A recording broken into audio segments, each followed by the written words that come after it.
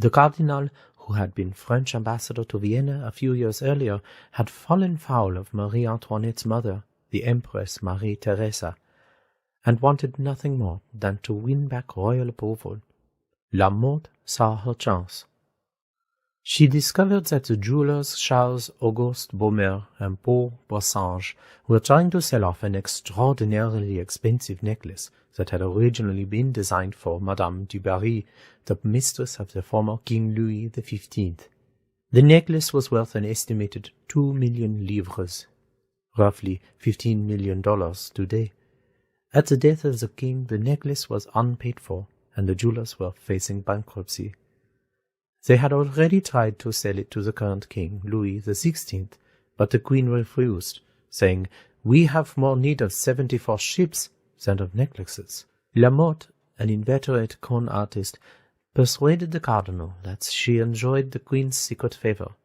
On hearing of this, Rohan resolved to use her to regain the queen's goodwill.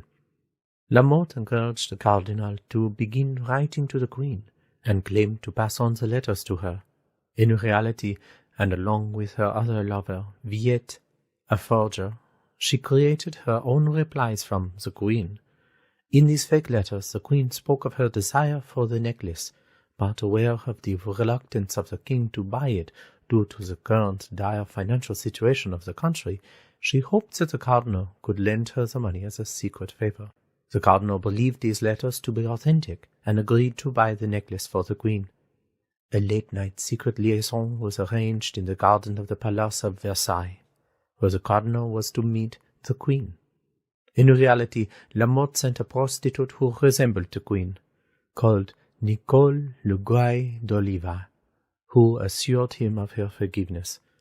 Now completely convinced of his close relationship with the queen, the cardinal contacted the jewelers, agreeing to pay for the necklace in installments. The jewelers were told to give the necklace to Lamotte, who passed it on to her husband, who immediately began selling off the individual diamonds in London. The swindle was finally uncovered when the cardinal did not make his first installment and was unable to produce the necklace. The jewelers complained to the queen, who revealed her ignorance of the entire affair.